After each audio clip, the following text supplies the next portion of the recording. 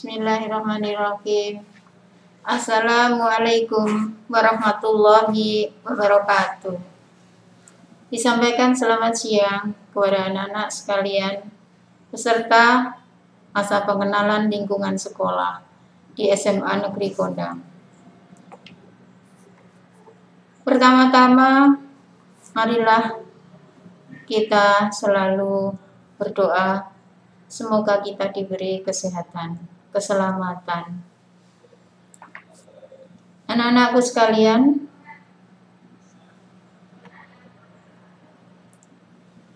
di masa pandemi ini kita harus selalu mematuhi protokol kesehatan. Jangan lupa kita selalu rajin mencuci tangan, menjaga jarak, dan tidak lupa memakai masker. Bahkan pada masa sekarang ini kita juga dianjurkan untuk menghindari kerumunan dan mengurangi mobilitas. Anak-anakku sekalian yang berbahagia, saya sampaikan selamat kepada kalian semuanya yang sudah berhasil diterima di sekolah ini, SMA Negeri 1 Kondang, Sekolah Adiwiyata Nasional. Semoga di tempat yang baru ini Anda merasa bahagia, Anda merasa nyaman di dalam belajar, dan ujung-ujungnya Anda bisa memiliki prestasi dengan baik. Untuk itu, anak-anakku sekalian, pada masa pengenalan lingkungan sekolah ini, izinkanlah saya sedikit membuka masker saya. Anak-anak, pada kesempatan kali ini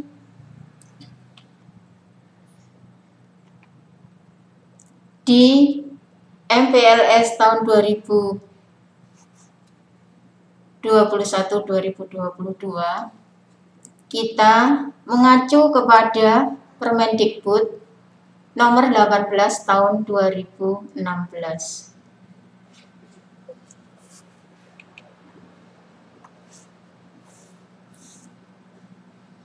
Lebih dahulu, sebelum saya menyampaikan materi ini, saya perkenalkan diri saya.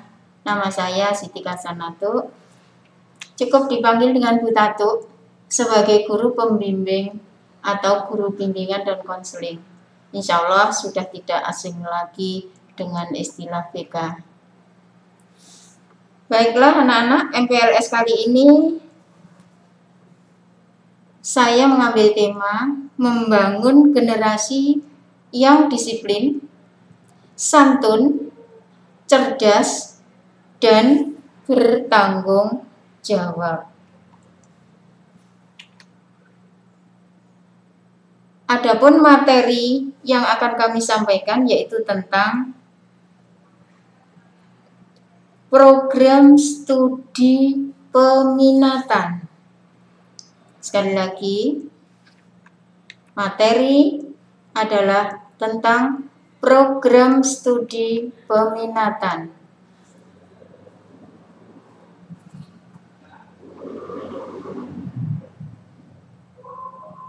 Pengenalan tentang program studi peminatan sangatlah penting sekali, mengingat akan menjadi penentu di dalam kalian belajar selama 3 tahun di SMA Negeri Kondang ini. Oleh sebab itu anak-anak sekalian, mohon kegiatan ini betul-betul diperhatikan, dicermati, dan dilaksanakan dengan sebaik-baiknya. Baiklah, mari kita ikuti tentang peminatan di kurikulum 2013. Apa toh itu peminatan? Ya, yaitu program kurikuler yang disediakan untuk mengakomodasi pilihan minat, bakat, dan atau kemampuan peserta didik dengan berorientasi pada pemusatan, perluasan dan atau pendalaman mata pelajaran. Itu untuk SMA. Atau muatan untuk kejurusan itu bagi yang sekolah di SMK. Hakikatnya yaitu memfasilitasi bagi perkembangan peserta didik agar secara aktif mengembangkan potensi yang ada pada dirinya sehingga mencapai perkembangan yang optimal. Jadi agar kalian bisa optimal di dalam belajar nanti, maka di kurikulum 2013 ini fokusnya mohon nanti diperhatikan apa yang harus kalian laksanakan dan kalian pilih.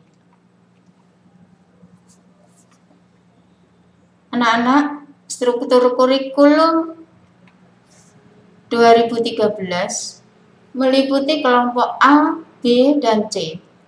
Kelompok A, mohon diperhatikan nanti yang berwarna merah itu adalah berlaku untuk kelas 10.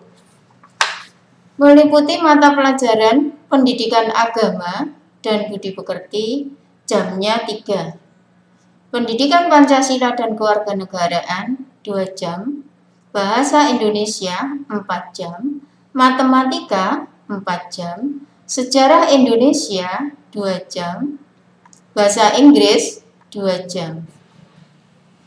Kemudian untuk kelompok B, sekali lagi diperhatikan untuk yang kelas 10 warna merah, ini adalah kelompok mata pelajaran umum meliputi Seni Budaya 2 jam, Pendidikan Jasmani Olahraga dan Kesehatan 3 jam, Prakarya dan Kewirausahaan 3 jam. Jumlah A dan B adalah 24 jam. Sekali lagi, jumlah A dan B adalah 24 jam. Lanjut, untuk peminatan ini adalah di kelompok C. Peminatan mata pelajarannya, jumlah jamnya, nanti kita ambil yang 12 jam. Untuk mata pelajaran pilihan lintas minatnya, nanti untuk kelas 10, 6 jam. Sehingga kalau dijumlah, A, B, dan C, dari seluruh mata pelajaran, jumlahnya adalah 42 jam per minggu. Hal ini bila mana secara normal pembelajaran dilaksanakan. Namun nanti dalam teknis pelaksanaannya tentu di masa pandemi ini akan ada kebijakan yang lain. Namun jamnya masih identik dengan 42 jam. Begitu anak-anak. Jadi kalau kamu belajar di SMA, nanti jam belajarnya adalah sejumlah 42 jam pelajaran per minggu. Lanjut. Peminatan yang di kelompok C tadi jumlahnya ada 12 jam. Meliputi untuk peminatan MIPA, Matematika dan Ilmu Pengetahuan Alam, alokasi waktunya kelas 10, Matematika 3 jam, Biologi 3 jam, Fisika 3 jam, Kimia 3 jam.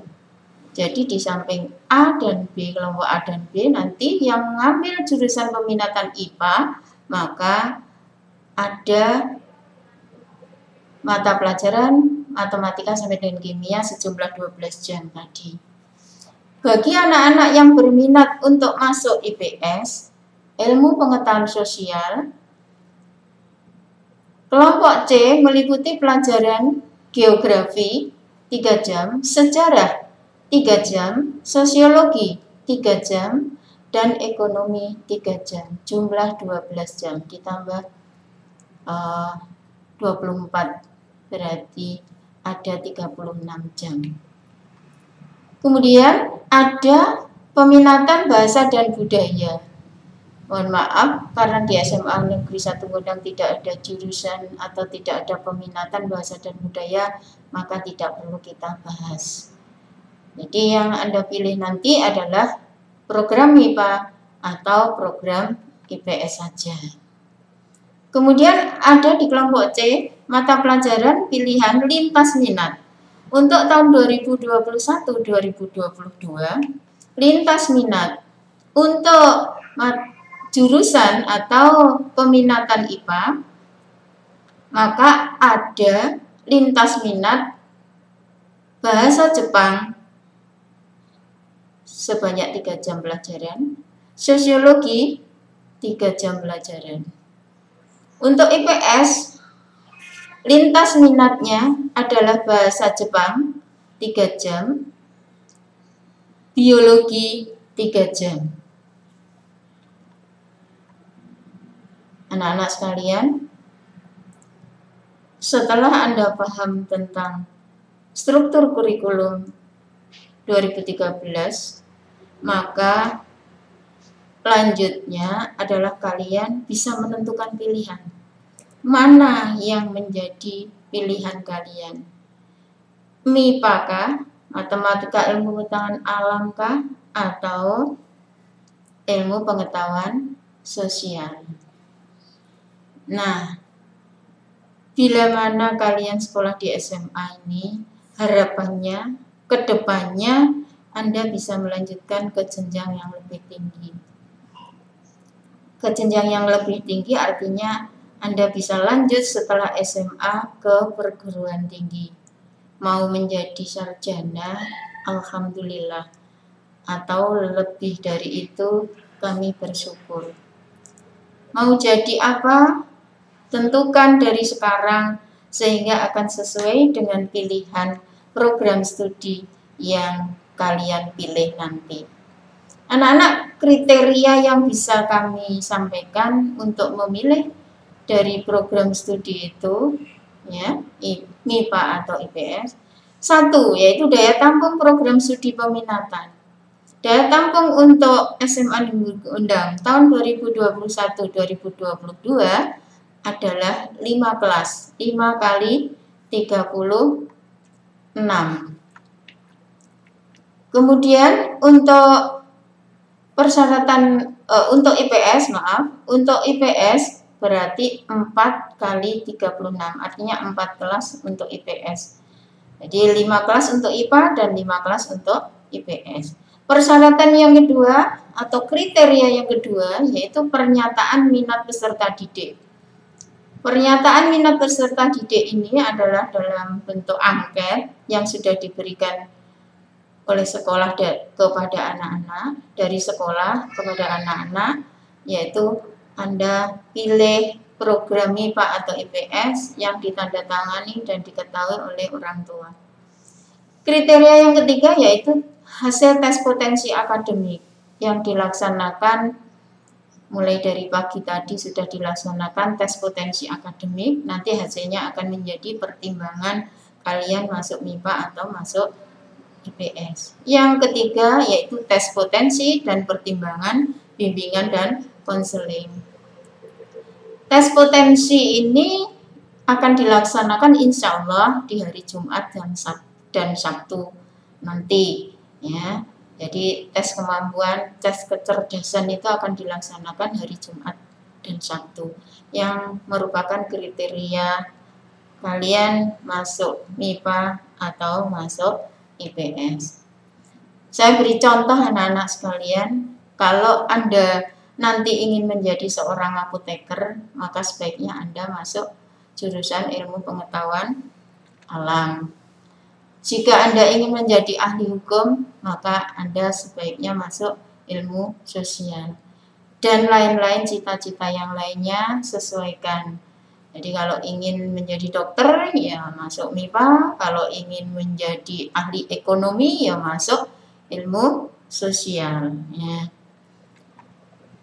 Kemudian anak-anak, kalau nanti kalian memilih program studi, maka sesuaikanlah dengan bakat minat, kemampuan, dan sesuaikan pula dengan cita-cita. Sesuai dengan yang seperti Bu Tatu tadi contohkan, maka Anda akan bisa memilih sesuai dengan apa yang menjadikan ya kepastian kalian, ya, apa yang menjadikan keinginan kalian.